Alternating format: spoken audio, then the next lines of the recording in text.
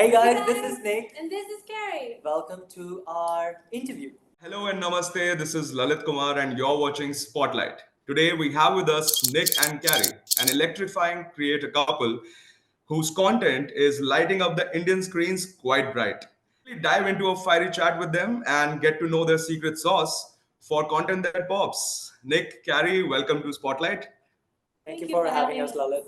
Lovely meeting So, you. if you can tell me what is the most exciting brand deal that you're working on currently, and how are you planning to make it click with the Indian fans? Okay, we are working on a sunscreen brand right now, which we probably gonna use it when we go to Leh and Ladakh. That's something is exciting and hotshot thing we are working on right now. Um, that's the only one we are working on right now, to be honest, because we are more mainly here in India to explore India and like make her travel to the cities which we never been together, and then meet my family and eat some home food. So But that's the the plan. sunscreen brand actually came just on time because we were in Jaipur and then he got a massive I actually got a sunburn. bad sunburn, so my team Okay. reached out yesterday that there's a sunscreen brand, and we was like, I need it. So it's perfect, it's perfect. That's the perfect coincidence, yes. So I kind of want to explore, how do you craft content that Indian audience can't stop vibing with, and why I ask this is when a brand is connected to that content, how do you make it, catchy, engaging, and relatable?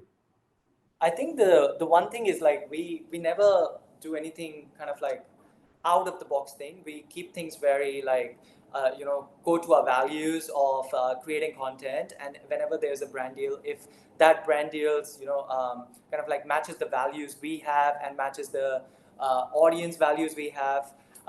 We can just take that on board and create a storyline which can give a message which is more relatable to the audience, and at the same time they can engage and enjoy the content. So I think that's the main part of doing any brand deals. Yeah, I mean our content is mainly all storyline or very day-to-day basis. So like for us, it's so important to work with brands that actually can integrate in our life and we generally just would enjoy using. So that's like what we've been trying to align with all the brand deals. All right, all right. So, if you can just talk about that one quirky content idea that you tried to win over the Indian followers and it sold.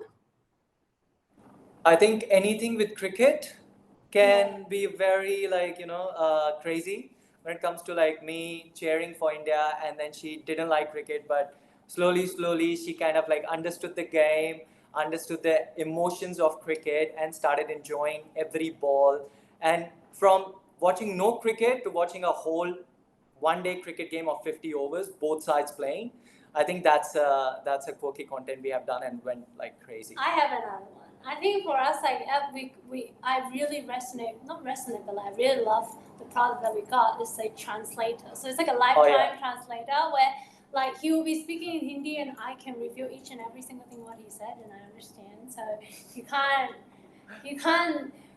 talk anything bad about me anymore. So, would you call yourself a cricket fan now? I would say so. I mean, at least I understand. Like back in the days, okay. So here's the thing. Back in the days, before I met Nick, I don't even know what cricket is. It didn't exist in my life until it came into my life, and now I understand everything. Like from like falling asleep watching a cricket match. Now I'm like cheering. Oh my God, there's a seat. He's out. Like, I mean, Transformation. transformation. All right, all right. Guys, I want to know, according to you, what's that one sneaky monetization trick you're seeing gain steam among influencer deals, and especially for the Indian markets, that is yet to kind of blow up?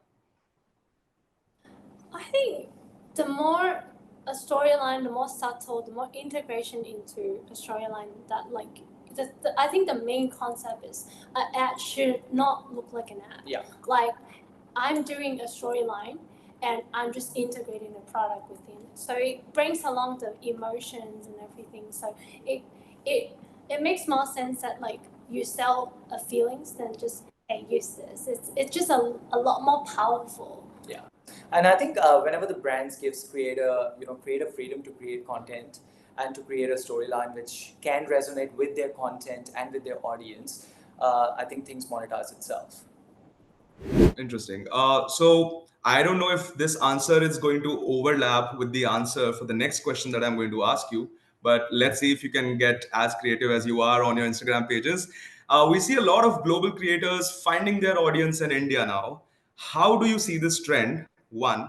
And second, specific to you, what is the craft behind creating content that resonates with the Indian audiences? I think one thing about Indian audiences, they are very expressive and they're very passionate and they're one of the most loyal fans you can get, right? Either they will love you, either they will not like you. They will be very expressive about that in the comment section. And I think with Indian, audience, it's all about trying new things, be yourself, entertain them, have a humor in your content, but it needs to have that Indian tadka in it, right? So I think that's what works for Indian audience, and I feel like it's not about something a creators can control that you gonna get Indian audiences not, because nobody has a control on algorithms and where your content performs and stuff like that.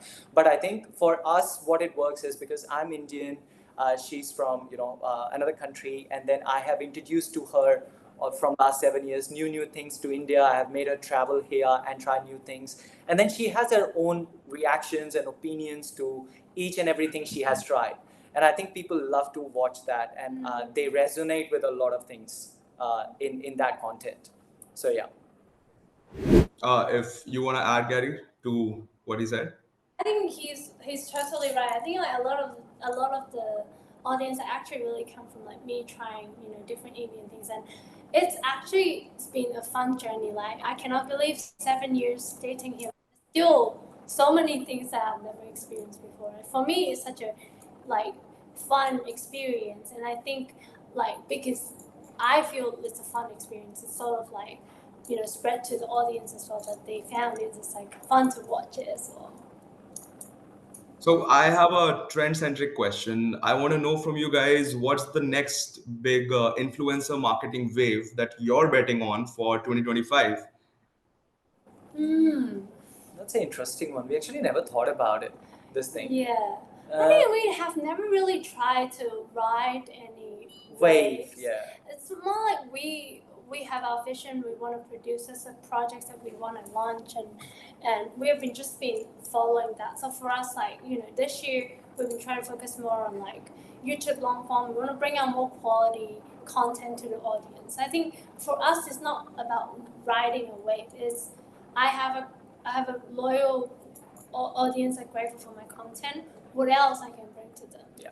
I think that's our point of view. And I think we work on a feedback from our community, like what exactly they want us to see doing and stuff like that. And I think that actually create your own wave for your channel, because trends always gonna be there. Somebody create a trend, but trends normally have a very short life. But at the same time, if you're a YouTube creator or like any other creator, if you can create a community and get a feedback and do what they want you to do, plus you try new things, try to get out of your comfort zone, try new challenges videos, or do anything which is not being done on your channel in the past. I think that's what create that wave for your own channel. So that's how we try to work. So I want to throw a very interesting concept to you guys, and I want to know your views on it. You know how there are measurement metrics, right? Every creator and every brand deal is surrounded by those measurement metrics. It's the bedrock of any deal, I would say. So there is a new metric in town. I don't know if you've heard of it. It's called influencer density. I actually haven't. All right. So basically, it's the new metric that might gain traction. It kind of centers around, is our audience talking to the creator or our audience talking about the creator, right? So when you go to the comment section, what you're endorsing, are people talking about it or are people talking to you about it? So what do you have to say about this new metric gaining traction? It's called influencer density. I think it's quite interesting to see, because it is a very good analytics maybe for brands to see, if you do a video and you can see if it's the video is actually getting talked about the product, or is it like the community is talking about the actual person who's talking and stuff like that. So I am a very analytic person, so I do watch our channel analytics and stuff, and that's how we divide our work. So I think every analytic has its own role to play when you create content. So I think this is a very kind of like strong and also brand oriented analytic. That's what I will think about it. I think it's circulate back to building a community. It's a metric that sort of measure how strong, how loyal your audience is. Yeah. Yeah, that's a good point, Carrie. Also, I want to know if this particular metric gains traction, how would that bring change in your content creation? Because currently, brands look for engagement, which is likes, views, comments, but they do not really dive deep into it. But if they do, how would you change your content creation? As Carrie said, that it's about community building. That's a very good observation. I want to know if that brings a change in your content creation process. I think we have been on the right track in the sense that we listen to people. Like, what do you want? Like, I think understanding your audience, like what they want from you, is so important. And I think so far, I think we're on the right track. We've been, I think it's more like us talking to the people. Like, what do you want to see next? So for us, it's a lot of the time we always say, what do you want to see next? Comment in the comment sections. It's more about an interaction. I think it's so easy that we forget that it's a two-way communication, although we are being online. Like, I think it's so important that like we need to talk back to them and ask them for feedback. It's not always like just us expressing our opinions. It's more about there is another person sitting on the opposite on like on their phone or and on their devices, and I think it's so important to matter what they say as well. Yeah. Okay. I think I have exhausted my list of questions, but if you would like to add anything to this interaction, I would love it. So, is there anything that you would like to add? I think it's about like the question which you asked last time. I think we can change our content with this analytics in a sense that brands will have a little bit more understanding of what people are talking about and stuff, and that will help them to create brand campaigns for the next kind of like quarters or however they work and stuff like that. And as a creator, it would be very good to have a clear overview of what brand campaign wants, because sometimes brands wants to create campaigns but they have sometimes no idea. They will be like, oh, you can create, but at the time when things get created, it's exactly not executing the message they want to give. So I think these kind of analytics are very important to brand to understand what's the objective of the campaign they're creating. And then when it comes to like partnership between a brand and a creator, it will have a very smooth like sailing between them. So I think that's very important in this kind of like industry. Yeah, I think it's not just a good matrix for brands. I think for us as a creator, really to dive into what people are actually talking about, not just you get like 100k likes, you get 200k likes. Yeah, that's great, but like we do that all the time when we go through comments and actually see what people are talking about. And moreover, I think one thing is like, no matter how much analytics you produce or get and this and that, I think if your content is good, things will happen for either brand or creator.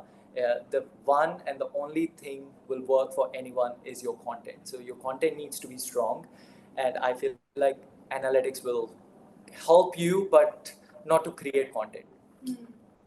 Right. So at Buzz and Content, we always try to gauge the upcoming trends or trends that may become the next big thing. And what we have observed are creator IPs getting traction. So I want to know from Nick and Carrie, can we expect Nick and Carrie IP very soon, or are there any plans in that direction?